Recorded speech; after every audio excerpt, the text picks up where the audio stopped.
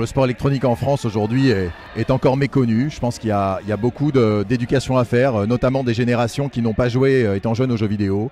Je pense aux parlementaires ou aux sénateurs. Et je pense que ce travail d'éducation va nous permettre une reconnaissance plus large. Pour nous, ce qui est important, c'est que les parents ne s'inquiètent pas lorsque les gens jouent aux jeux vidéo. Il y a aussi des choses très positives derrière l'écran.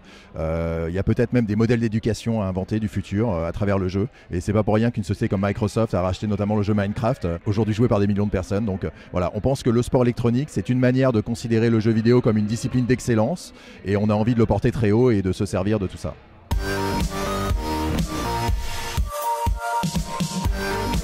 Tous les organisateurs en France se sont associés, ont créé une association qui s'appelle France eSport.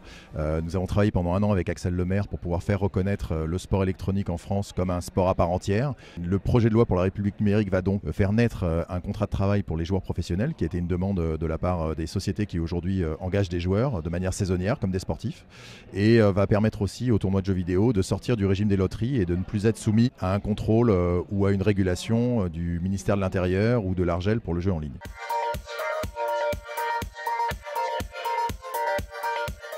Le premier pays le plus en avance historiquement sur le développement des sports électroniques est la Corée. Depuis près de 15 ans, le sport électronique est reconnu comme une activité saine et épanouissante pour la jeunesse en Corée.